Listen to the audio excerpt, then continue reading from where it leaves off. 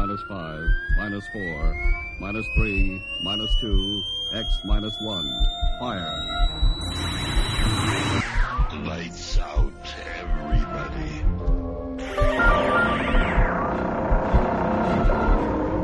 The creaking door. Dimension X. Inner Sanctum Mystery. X minus 1. Dark fantasy.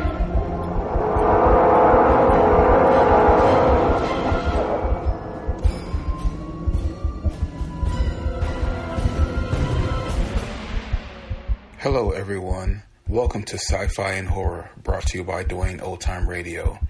Sci-Fi and Horror features some of the best programs from the golden age of radio, including X-1, Orbiter X, Dimension X, it's a lot of X's, Lights Out, Ray Bradbury, Dark Fantasy, and many, many more.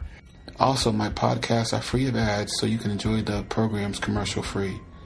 If you would like to donate a few dollars to help me cover the cost of creating these weekly posts, you can donate to my channel. On the bottom of each post, there is a donation link in your preferred podcast player.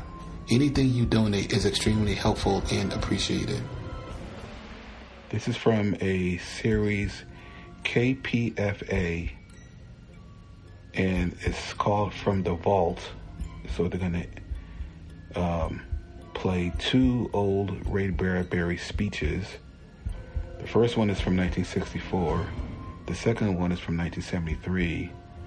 In this collection, this KPFA From the Vault aired June 15th, 2012.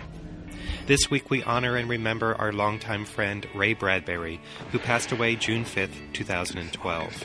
When I see someone committing any sort of minor crime or the sin of greed or vanity, looking to one's own greed and vanity first and facing up to it will enable you to understand that other person.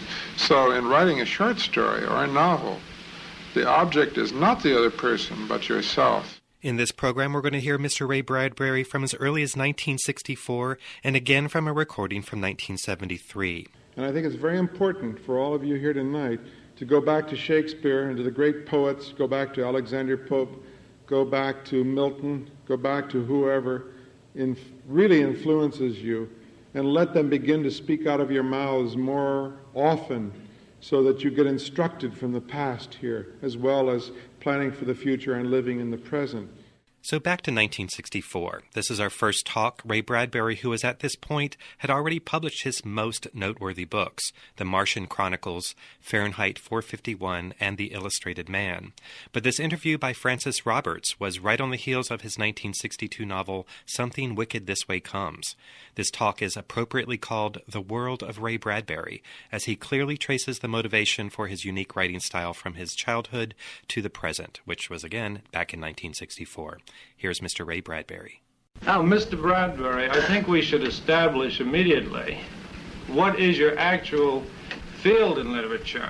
This seems to be a point of dispute, and I notice in reading over your stuff a great deal of it is in science fiction, a lot of it in fantasy, and a lot of it in the field of realism. What do you consider yourself to be? Well, I wouldn't have given the same kind of answer to this a few years ago. I only sort of stumbled on what I think is the answer in recent years. I think my field is myself, as it should be for every writer. We're on a voyage of self-discovery when we move into any of the art fields. That sounds awfully fancy, but I can't see it any other way. And you pick up any tools that come to hand, and if it happens that clay is your medium, you become a worker in ceramics and sculpture. Or if the play form is a way of discovering yourself, you go in that direction. Well, in a lifetime of writing now, since I was 12, I've been moving into various parts of my subconscious where I have stacked away memories of my childhood, and these become books like Dandelion Wine, and something wicked this way comes. And I've been storing away memories of things like the World's Fair in Chicago in 1933, where I walked through the world of the future. I collected Buck Rogers comic strips when I was 8, 9, and 10. I read Flash Gordon, I read Jules Verne, and this intrigued me enough to look around at the world I was growing up in and wonder what it would be like 100, 200, 300 years from now. So I've naturally worked in the symbolic form which we call science fiction. At the same time, I have been purging myself of my personal nightmares. In other words, I think it's a very valuable thing when you start as a writer. I wish more writers would learn this truth, that when you begin, you know so little of the world, so little of other people, but you do live cheek by jowl with your own fears. So if you bring them out in the open and have your own private little Grand Guignol within the theater of your mind and get this on paper, you can cleanse yourself of your fears of the dark. I was afraid of the dark until I was in my early 20s. And all the other fancies and strange oddities which lurk in the mind and which we don't tell people about. We're afraid people will make fun of us. But there they are, and we have to live alone with them. So I've written then in the field of fantasy, especially weird fantasy, where I've brought out ideas about my fears and rid myself of them, so that after about 18 years now, I rarely have gone back into the weird tale. I think I have exorcised, at least I hope I have, many of the early fears that I had. As a writer, why do you live in Los Angeles rather than New York? New York is considered by some to be a sort of a cultural center in this country. Well, I came here through accident, actually, and fate, you might say. My father was looking for a job in 1934 during the middle of the Depression, so he brought the family out, and we settled in here.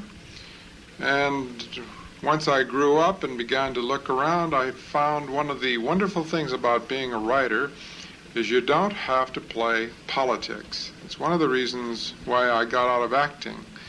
I didn't like having to be pleasant and polite to people I didn't like, really. So you can go from the end of one year to the next in writing without ever meeting any of the editors or the critics or the publishers that you work for. And this is ideal. You can remain a hermit. As far as New York City is concerned, one doesn't necessarily need a culture like that to grow up in. There are many dreadful things about New York. There are many dreadful things about L.A. But because you inhabit such a place doesn't mean you have to partake of them. And at the same time, you don't have to take advantage of all the good things in a culture continually. I think we so-called intellectuals make a great mistake at times, rushing about, trying to see every new play, trying to read every new book, trying to listen to every new piece of music. We run ourselves ragged in our pursuit of other people's culture.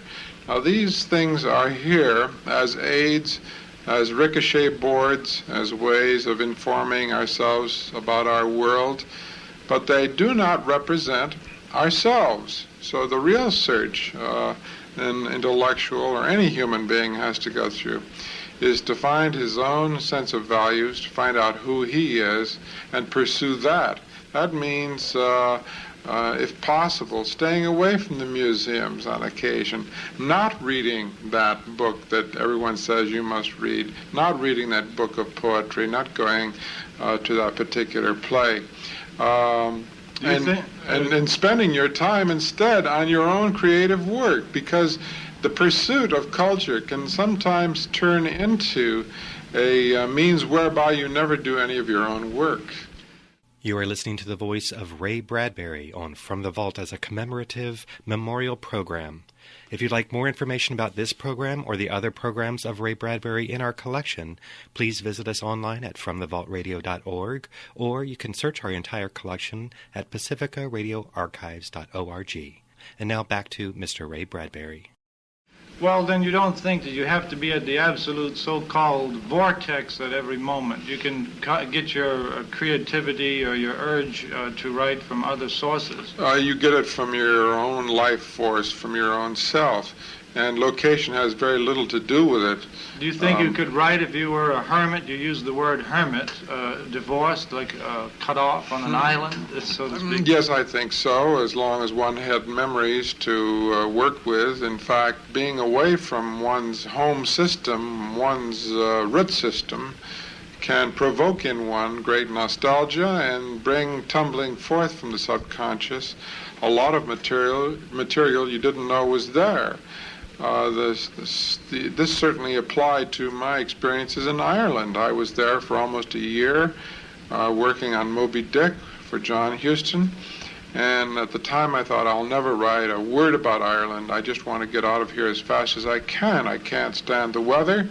It rains 20 days a month, almost every month.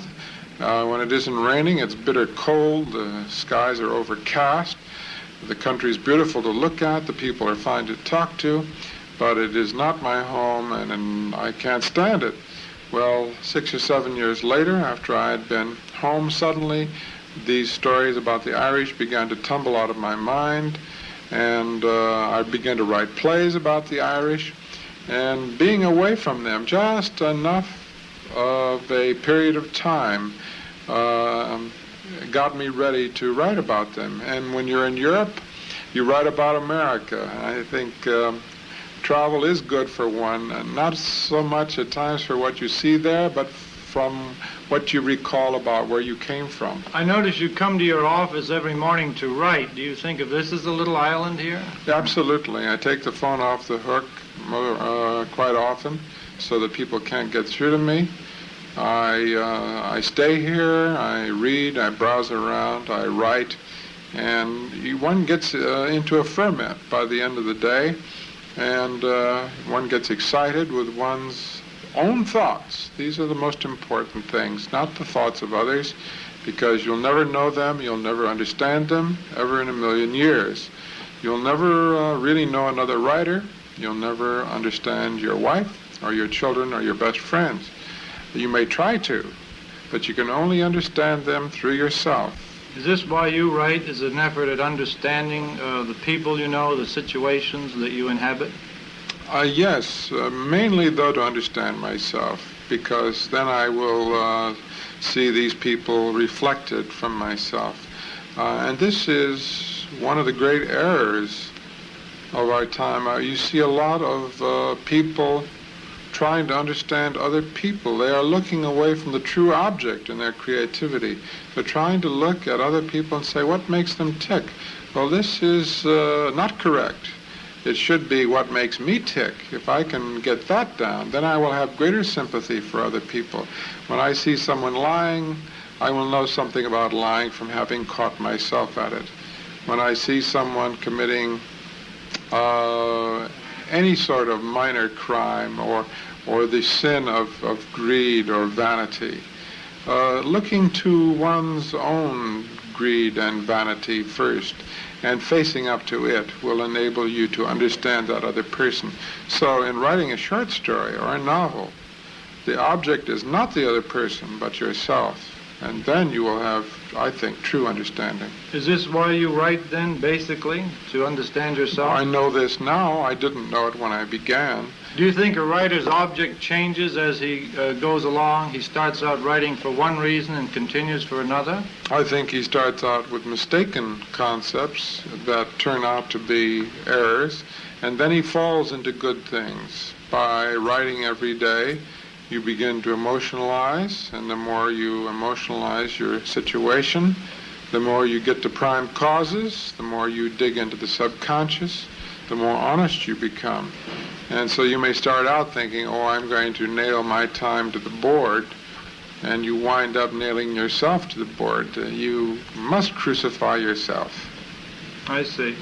Well, you live in L.A. rather than New York, and you've convinced me that it's a wonderful place to be. It is, comparatively speaking. It doesn't compare to Grinnell, Iowa, perhaps in greenness and quietness and serenity. But we have the makings of quite a fascinating city here, if we'll see to it. New York right now is dreadful. The thing that New Yorkers don't understand when they come out to visit us here is they have this bloated concept of the average Hollywood inhabitant, that we all lounge around swimming pools, we go to parties 5 or 6 nights a week, we're in and out of the pools with young starlets, we have a hidden mistress, and we're making $1 million a year, each one of us. We've sold out somewhere down the line a long time ago. We have no taste and no culture, these cliches. And of course, the reverse is true. As long as you have any city with individuals in it, true individuals, who speak their own mind for themselves alone, you have a good city. And we have many people like that creating here. And fortunately, we do not live on top one another yet. And it's going to be quite a few years before we begin to make layers of ourselves. This is the trouble with New York. Your time is really not your own, because it is too easy for people to get at you. There are people around you, on top of you, beneath you, in layers 40 stories thick. And this, of course, is a great danger to the creative person. I notice in your relationship with directors and producers in television and movies, you've certainly had to fight for your integrity. I mean, there's business about having to sue Playhouse 90. What was the background of that deal? Well, it was one of those cases where my novel was read by CBS, and one of their writers used this idea in a script he wrote for Playhouse 90. It was an outrageous occurrence, and when I saw it, first of all, I didn't believe it was going to happen. I'd been warned for days ahead. You had submitted the manuscript yourself? Yes, in fact, CBS once owned the novel and didn't use it or make it into a film or produce it on any of their programs. It was once owned by Playhouse 90, and they gave it back to me. Then later on, this thing happened, and I filed suit, and I fought it through the courts, and finally all the way to the Supreme Court, where I finally won, because CBS realized I was serious, and came and settled. Will they do that every time unless you insist on your rights? Will they put it over on you? I think there's a lot of plagiarism goes on. Do you think that's peculiar to Hollywood, or do you think it's... No, because Hollywood is controlled by New York. We must remember, this is another error that people... All the New Yorkers come out here and make fun of us and say, oh, you're corrupted and you're this and you're that. And of course, the home office of every single television studio and every single motion picture studio is in New York City. All the big banking firms in New York finance Hollywood and television. All the basic decisions to make films, all the basic decisions to make television shows are made not in Hollywood, but in New York City, the city that makes fun of Hollywood. What about this producer you went in to see? He had asked you to come in for a rewrite job, and you found out it was on your own story. Well, I think that was an inadvertent thing. I think it was...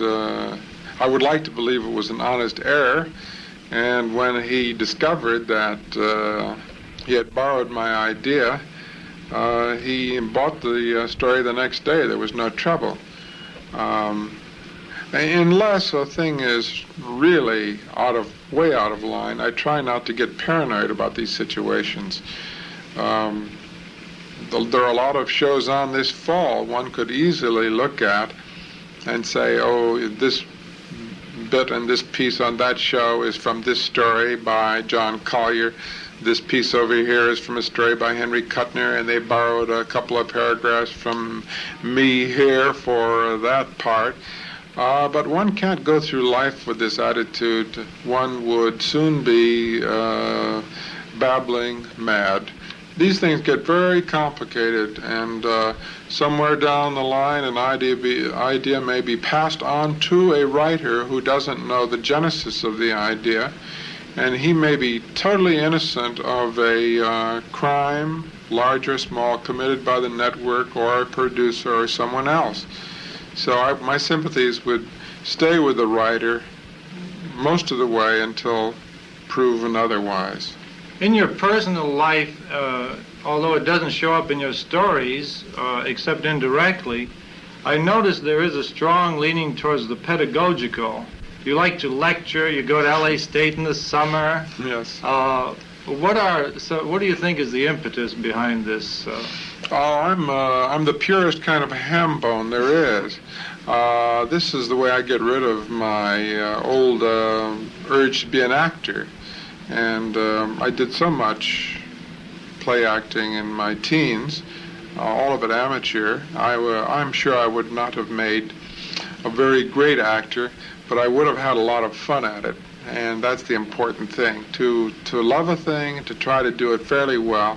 So this is still a frustrated part of myself, and 2 or 3 times a month I go out and fling my arms around and jump up and down and yell at the kids and have a great time.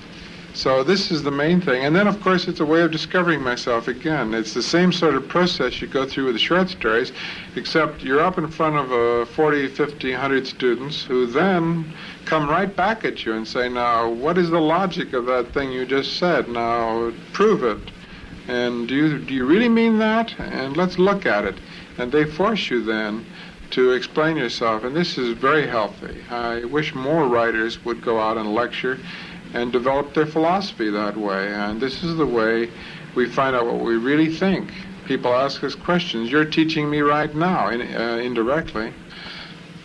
Writing is like sex. You don't want to spread your energy around. You want to save your love for the love object. And if you go spouting ideas around, when it comes time to go to bed with that idea, there will be nothing left. And you cannot father children that way.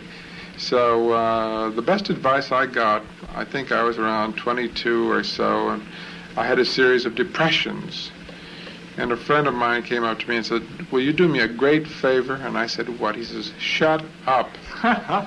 And I said, what do you mean? He says, oh, well, no wonder you're depressed. He says, you go around and you grab people by the lapels. You say, I've got the greatest idea, and here it is, and a man does this, and a woman does that, and we wind up over here, and we do that.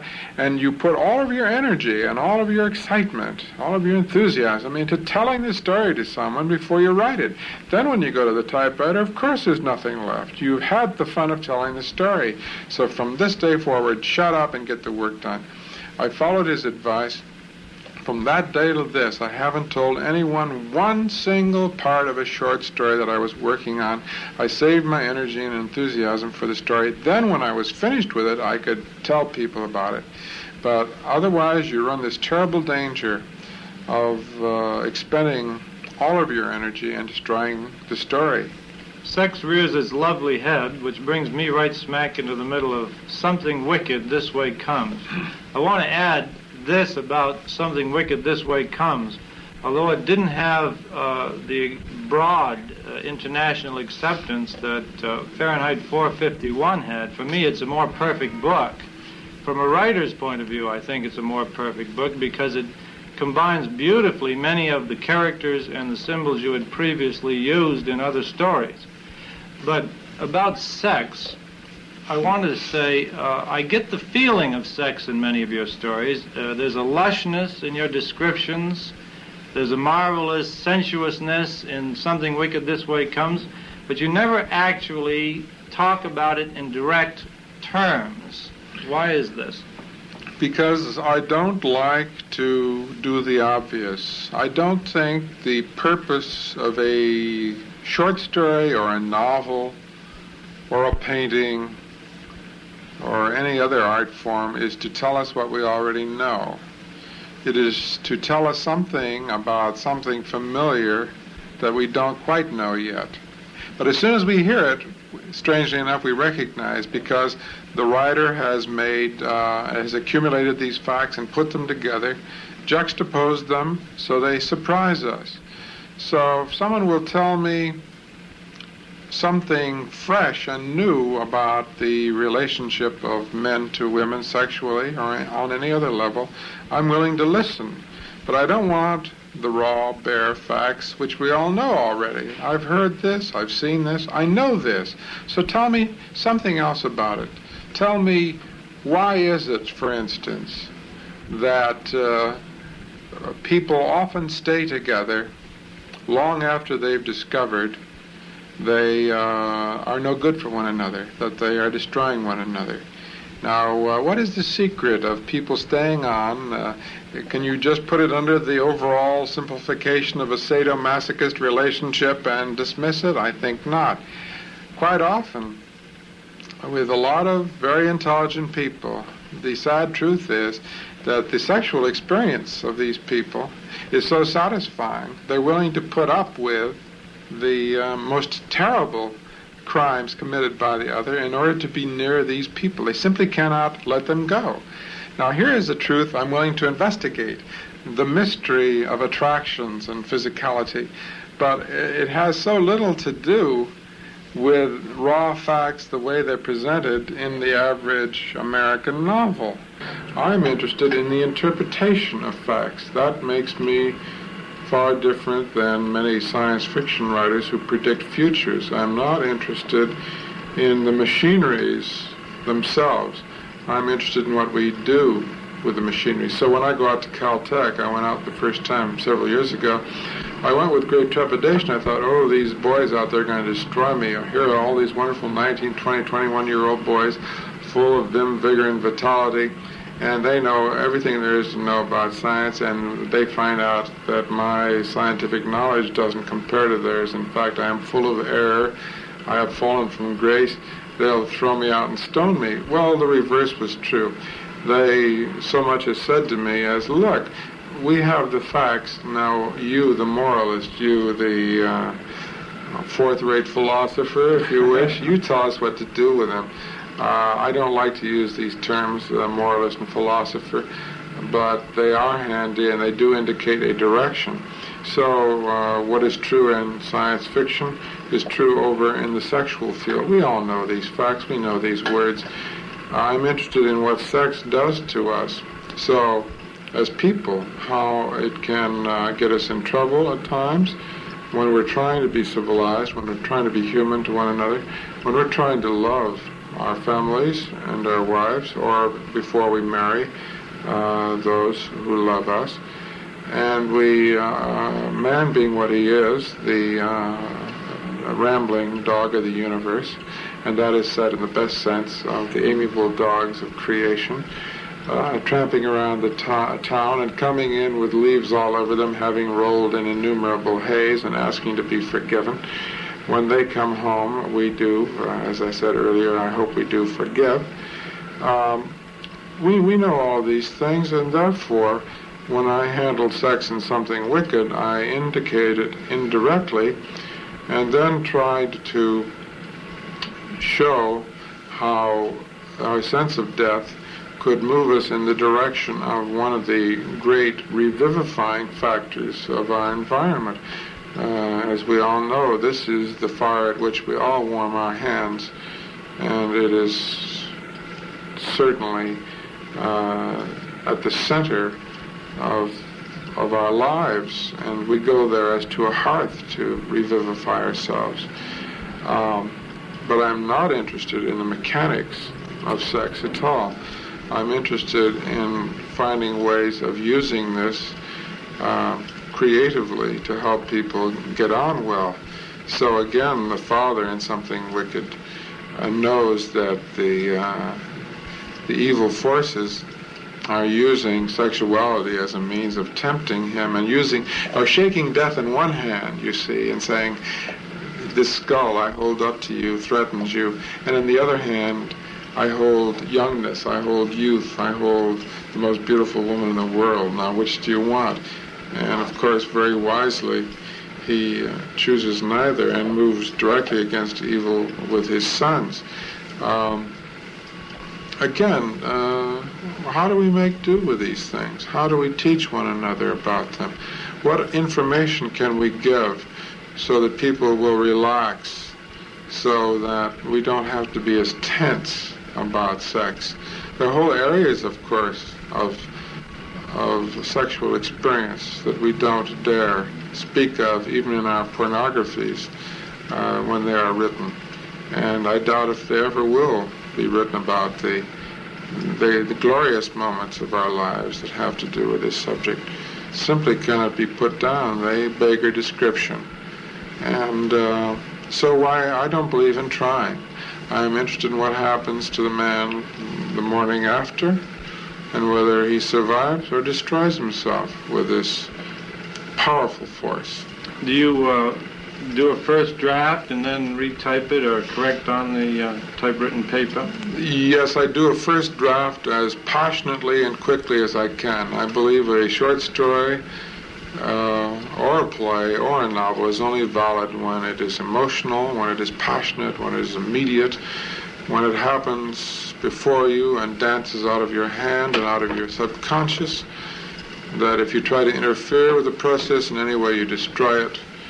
And so I generally write a first draft of a short story in a few hours so that I live it. There is no difference between a short story and life. There should be no difference whatsoever in the life process. We sit here talking together. We say things leap off our tongues. We're surprised at them, and there in surprise is where creativity comes. If one were to describe creativity in any terms at all, it should be described in terms of continual surprise. That you dare your subconscious to come out into the light, that you allow it. Daring sounds too much like a challenge or a threat, but if you allow it to come out into the light and say what it must say, and then you run along after and follow. Let your characters have their heads. Let your secret life be lived. Let your secret needs come to the top of your mind and you get rid of them. And then at your leisure, in the succeeding weeks, months, or years, you let the story cool off and you look at it and then you see there's a scene that isn't quite right. And then instead of rewriting it, you relive it. That's very important, because if you try to rewrite, which is a cold exercise, which is a cold analysis and changing of a story, you will wind up with all kinds of band-aids on your story that people can see, and the patchwork will show and the story will not be of a piece. It's very important that a story have a skin around it, just as we have skin. We grow and we function, we change from year to year as we get older. A story must have the same sort of life, though it is shorter. It has this fantastic entity all to itself, a need to run to its end, and you just let it go. There's a starman waiting in the sky. He'd like to come and meet us, but he thinks he'd blow our minds. You are listening to the voice of Ray Bradbury on From the Vault as a commemorative memorial program. If you'd like more information about this program or the other programs of Ray Bradbury in our collection, please visit us online at fromthevaultradio.org, or you can search our entire collection at pacificaradioarchives.org. You can also call us at toll-free 1-800-735-0230. And now back to Mr. Ray Bradbury. Is there life on Mars?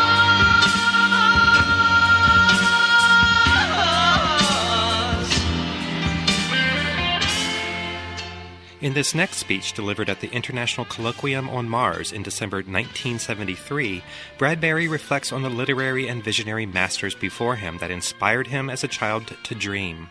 He implores each of us to set popular culture aside for a moment so that we can focus on our own dreams. It is these dreams that will help us evolve here on Earth and one day navigate the stars. Again, let's take some reference in 1973 about space exploration. In 1973, NASA launched Mariner 9, the first mission to orbit another planet, which was Mars. And in 1975, a few years after this talk, the Viking missions 1 and 2 were launched and landed on the surface of Mars in 1976. And here's a personal note. My father, Bill DeShazer, was a NASA man, an apprentice in 1958 when NASA was at its genesis, and worked for them for 35 plus years. He worked as a quality control engineer on both Viking missions. I used to wear a T-shirt in junior high school with the gas chromatograph mass spectrometer on my back. He passed away in 1990. This one's for you, Dad. I think you need me. I have a feeling you need me. And I'm going to watch you the next 10 years, and as the years pass, you're going to need me even more, and I'm going to come back and help you, okay?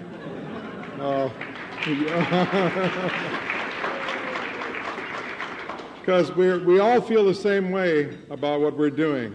In other words, I'm a writer of science fictions and fantasies, and you are people of theories, and I've watched you today, and I've watched your theories collide and sink out of sight, and I've watched little flurries of emotion here and there, which I've delighted in because I work the same way, and you like to kid yourselves that you're above all that, but you're not, and thank God for that, huh? So I sympathize, and where I think we all meet is in that we, early in our lives, if I could remind you of your own beginnings tonight and send you back to what you were 15, 10 years ago, 20 years ago, 30 years ago, depending on your own ages, and to what I was 40 years ago when I was 8 years old, 10 years old, 12 years old, and fell in love with various science magazines, science fiction magazines, and said to my friends, this is the way I have to go. This is the way I have to be. This is what I love. This is what I'm excited about. So if I can remind you tonight of your own root systems, where you all began many years ago, I will have done you a favor, because some of you have forgotten, not all of you, but some of you have forgotten how you began, with emotions, not with data. You began with simple data collected out of the same magazines where I started my life. But you started with an emotion, didn't you? When you were 8 or 9 or 10 years old, or 11, as children, falling in love with a very strange thing. And in my own case, I remember looking through the old copies of the American Weekly magazine. Some of you don't even know what I'm talking about when I say this.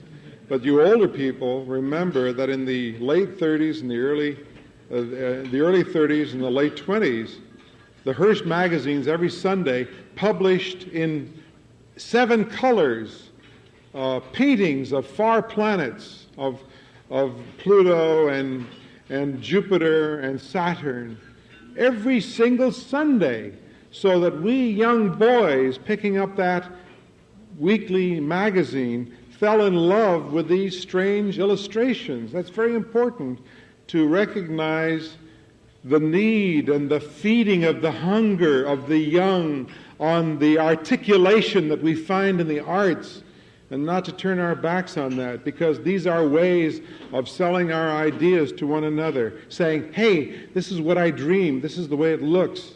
We haven't been there yet. We haven't even got the machinery. My God, when I fell in love with all this, Goddard hadn't even fired off his first rocket, which went, a couple hundred feet? Down in the White Sands in the early 30s, with a load of mail on it, which you have to pay thousands of dollars today to own one stamp, huh? But that's how it started, this primitive thing of young boys, not young men, falling in love with images of far places. And that's how I began. And I know that you all have the same thing in you. But along the way, you've gotten so busy with facts and with data that you sometimes forget that person that you were and the person that you still are and the most incredible moment that we all share together. And what is that? The moment each night when we go to bed, especially as young people, and dream ourselves into existence. Dream ourselves into a possible occupation with something exciting, something grandiose, something beyond belief. And we lie there in our beds and say, oh, God, if I could only do this, if I could only act out that illustration that I saw on the covers of Amazing Stories in 1928, or Astounding Stories in 1929, 1930. And then each of us grows up and becomes part of that thing. And then we turn back and say, I'll be damned, look, it's happening to me. It happened here today. I'm sitting among you, and you're talking about these things which were impossible, most of them, 14 years ago, 13 years ago, 12 years ago, 10 years ago. And suddenly we have the equipments. So recently did we develop the chemistries that made the metals possible to build the shield to come back from space. We didn't have that a few years ago. Until we built it, until we created it, we couldn't go out into space with men because there was no way of bringing them back. And I remember reading articles 15 years ago saying, we'll never go into space because we can't invent the plastic shield to protect our dreamers on their way back from the dream. And suddenly we have that shield to protect the dreamers. And I remember 30 years ago being on a bus going to New York City when we were worried about the sound barrier. We were never going to break through the sound barrier. And if we did, we'd go mad. Remember that? Remember that? Yeah. Or it would shake our bones apart and our marrow would come out and clot around our brain. You know, something horrible would happen. Our wives would go mad on earth, you know, the same moment we broke the sound barrier. And all our children would run amok in the streets. But it's so recent, isn't it? And we forget to turn back to those years. I remember 22 years ago going to New York City, and I went to a party one night, and I was introduced in a disparate group of people. They split into two halves. In one room, there were a bunch of writers and reporters. In the other room was a bunch of dancers from the New York City Ballet. Very strange evening. And they found out what I did for a living. And when they found out I wrote science fiction, they called me Buck Rogers and Flash Gordon for the rest of that night, Well, we've all had to put up with that sort of thing in our lifetimes. And I got a list of these people. And if I ever meet them, zing, boy, are they going to get it, Because I was right and they were wrong, right? And you were right and everyone else was wrong. Isn't that our history? And we share this common thing of being despised and looked down upon by everyone in our whole society. And we are a small band of people here tonight who had the dream and have lived to see it begin to come true. And that's why you've asked me here, because I dream well, I imagine well, I fantasize well, and I can help you in the years ahead, because you're in the hands of NASA.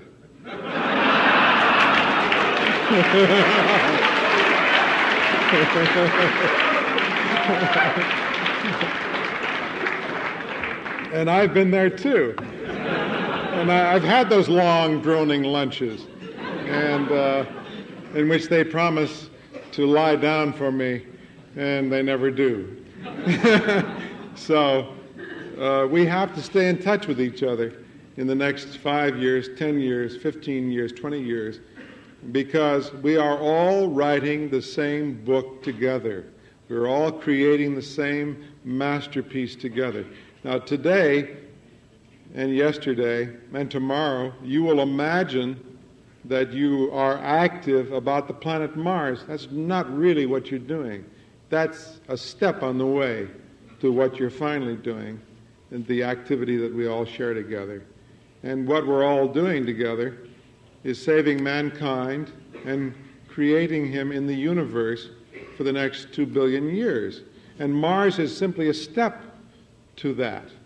So I try to remind people when I see them that's really what we're up to. But we wish to survive, and the reason we wish to survive is we love the gift of life. No matter how much we may pretend to be atheists or agnostics or any other label you want to put on yourself, the fact is you wouldn't be doing what you're doing, I don't believe, 9 out of 10 of you here tonight, if you didn't like being alive. That's the real secret. If you didn't relish the gift of life that's been passed into your hands and the responsibility that comes with it. I feel responsible to my genetics. There are 2 of me in here, inside this skin. There's the person who writes and does what he's done for a lifetime now. And there's the person on the other side of me who looks and sees what I write and likes it and sees that it is good. And I love being inside my skin with myself. And I hope that you like being inside your skin with yourselves. It's the greatest gift a man can have, to have the 2 sides of himself agree and say, well done. Whoever you are, the creative self, and whoever I am, the critic of that self, I live with you, I accept you, move ahead into the future, and do even better than that. So you're looking at a person who is remarkable in liking himself tremendously. You're not going to get any fake humble from me tonight. Okay? All right. Now, listening to the activities today, I was reminded of a poem I wrote a year or so ago about Newton, and listening to the arguments today and a little of the heat that was generated for a moment. And during the last few years, I've begun to write a whole series of poems about Darwin and Lavoisier and Newton and other people in the scientific field. And I've tried to sell these poems to scientific magazines, and forget it. I've managed to get rid of one of the poems to Audubon magazine, which was a beautiful experience. But I sent a couple to the Scientific American, and I sent some off to the Smithsonian Institution magazine, and they sent back a letter saying if I would agree to have my poems published in the letters column, they'd accept them. And I wrote back a rejection to their rejection.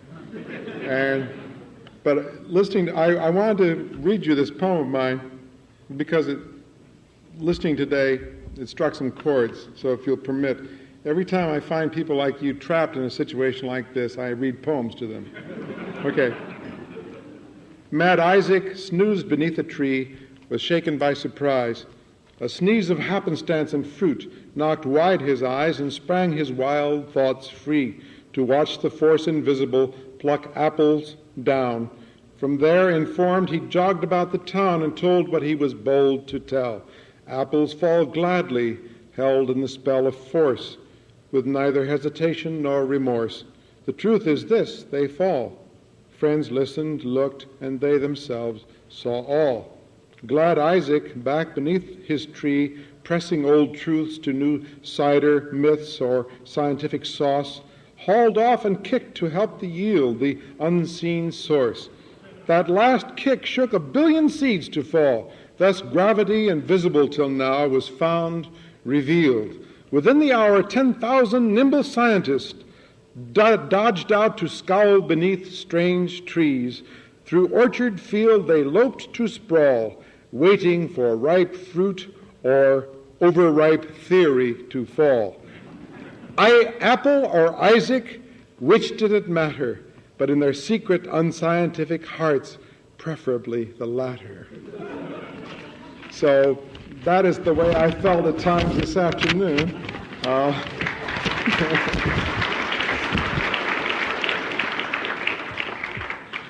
Now, I don't know whether you realize it or not. Of course, one of my goals as a creative person is to remind you of your own generative processes. In other words, how you come by your ideas.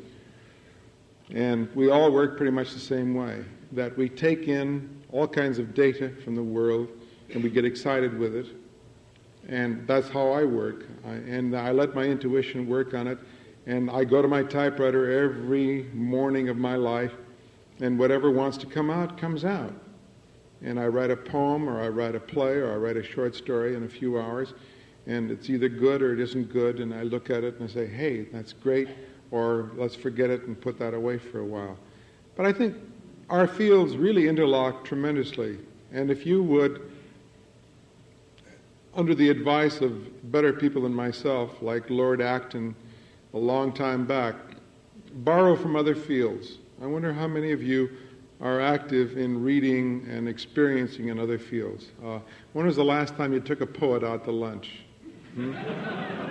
And boy, do they need it. Or a painter, or a short story writer, or a novelist, or any kind of person from another field, even a corporation head. I think they're even lonelier than most of us. They've had a bad couple of years because of what's been going on within our so-called democratic society. But they are human too, and we should pay attention to them occasionally and reward them when they do good work. But I'm reminded of the fact, and this I must remind you of, I'm called upon to lecture very often before city fathers. I was here in Pasadena a week ago and blew the hell out of the plans for the city of Pasadena for the next 5 years, and left town ahead of the mafia. And I'm called upon by the architectural school down at SC to come down and criticize what they're planning for the future. I speak to religious groups, and suddenly I remember that a man like Shakespeare created Freud. Now think of that. It's very important. Shakespeare created Freud. Without Shakespeare, Freud could not exist. And I'm called upon by psychiatrists constantly to come, and they stretch out on couches for me, and I read poems to them. And so I brought with me tonight another thing that I've done, because I think some of you know that 20 years ago this month I was in Ireland, of all places, writing the screenplay of Moby Dick for John Huston. It was my first screenplay, and I fell in love with Melville. And one of the reasons I fell in love is I recognized Shakespeare speaking through his mouth. And I think it's very important for all of you here tonight who are in the sciences to go back to Shakespeare and to the great poets, go back to Alexander Pope, go back to Milton, go back to whoever really influences you, and let them begin to speak out of your mouths more often so that you get instructed from the past here, as well as planning for the future and living in the present. But do you know the story of how Moby Dick was born? It's an incredible thing. Melville was writing a book on the whaling industry. That's all he was writing. Did you know that? A book about a lot of goddamn blubber. And how to render it down and make the oil and light the lamps. And the names of the ships. There was no Ahab. There was no white whale. And he was halfway through this book, and what happened?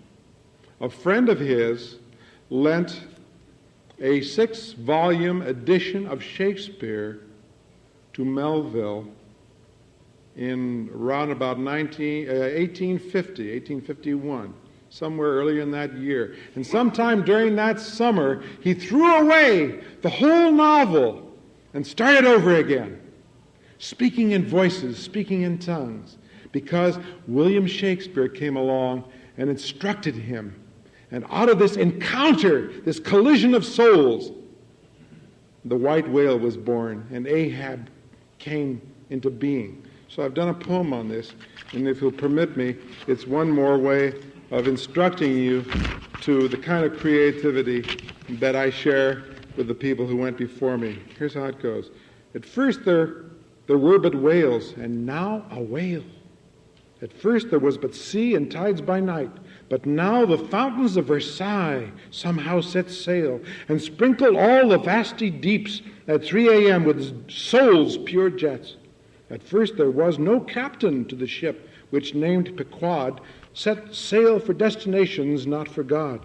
But God obtruded, rose and blew his breath, and Ahab rose full born to follow death No dark opinions seek in the strangest salt dominions for one beast, and from what was but a simple-minded breakfast, O Jesus, mild and tempered sweetmeats, now a feast. How came it so that from such crumbs tossed forth at morning, such great nightmare terrors grow? What was a cat toy lost upon a summer lawn has through one summer grown to monster size and panic colors, all gray Melville's dawn. Why, Willie happened by. And that is the end, the explanation, and the all. As blind almost as Homer, Herman never read the good or bad or in between Othello, the dead put down by Richard III, Iago's dry boast never gone out at midnight in his mind, had Ahab with a small a stumbled and fallen against Hamlet's father's murdered ghost. But now, in 7 volumes of large size and larger gods, the fount of type, the words, the trumpetings of metaphor and doom, all that was microscopic filled his room. All that how now filled his room, now filled his mind, from south to west then east, and now the panicked north. Shakespeare stood forth beneath his window and gave this shout, O Lazarus, Herman Melville, come ye forth. And what's that with you, dreadful gossamer, funeral wake, or arctic veil? What's this? Why, Jesus, lily of the valley breath, it seems to be a whale. And what a whale! A true-born beast of God. Shakespeare stood back away as Herman trod a path and made a launching spot, a maze wherein to lose, then find Titanic Moby, and then send him down the ways. And then an ancient king came forth to stand with Will and call along the tide of time downhill along the wind, and tear his beard and rend his sanity, and disclaim his daughters, curse all midnight fates. So Lear and his progenitor gave cry, and from an arctic miracle of waters, a white shape formed to panic, to most delicious frights, a whale like all Antarctica, formed in an avalanche of dawn at night, ribbed, skinned, with its innards, lights, and soul filched out of Lear, sailed submarine through Richard III's wild dreams, touched Verne and maddened Freud, and kept our schemes, those schemes American, which, while awed to question all the malt that Milton drank while sipping God. God, nature, space, all time now stood aside, we said. The whale in answer, gasping, fluming universal breath, rushed at us like a marble tomb, his spout one bloody fount of death, and rammed and sank our hubris, fluked our pride. The waters shut and closed on all who died that day on the Pequod. So the American men, each one proclaimed self-God, took their blasphemes beneath the monstrous watering, while Ahab, wrapped in hemp, upon his cumbrous bride, still beckoning to all to follow, worry, harrow, those tracks that watery vanish on the instant trod. With one last outraged cry, a fluting wave sank from our view with God. So Melville in his inner depths did dive to find the shroud, the ghost, the thing alive, in all the flesh that aged, shadowed, dead, most wanted issue to be found, known, read. And on the lawns of Avon took his stance to join the bard in festive antic dance. And to the morning window of old Will, as morn came up and dusk went down the sill, cried out, O Lazarus, William Shakespeare, come you forth and wail. And Will, all fleshed in marble white, could not prevail against such summonings and taunts, and slid him forth in sighs for jaunts to break a continent, sink armadas in the tide. So Shakespeare glides forever in broad comet tales that shine the deeps and prowl the subterranes where even God's truth sleeps. These twins in unison said night, and thus 'twas night, that night in which great panics birthed and hid, that dawnless time from which old Moby slid, and knocked the world half off its axis into awe, and all because dear William stuck his metaphor down Herman's craw.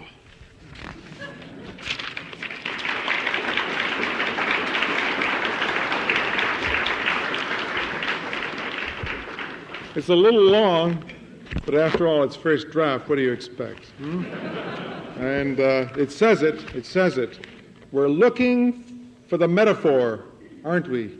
In our poetry, in our short stories, in our novels, in my ability to stand here tonight and transfigure you, hopefully, into doing your work and my going on with mine. If I can speak well, if I can find the shape and size of that metaphor and impress it on you so that you go away with it and do it better than you've ever done it. Make you believe in your own work as I believe in mine. That's my job. I mean, that's what we all have to do. Thank you very much and good night.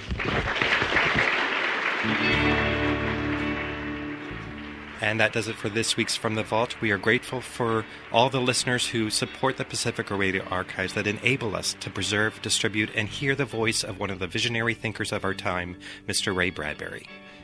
The program is written and produced by Mark Torres and Brian DeShazer. The series is executive produced by the Pacifica Radio Archives, and I've also been your host, Brian DeShazer. From the Vault is presented as part of the Pacifica Radio Archives Preservation and Access Project, which is supported in part by an award from the National Endowment for the Arts. Our theme music is by Kevin Drum Holiday. Thanks for listening and keeping our history alive.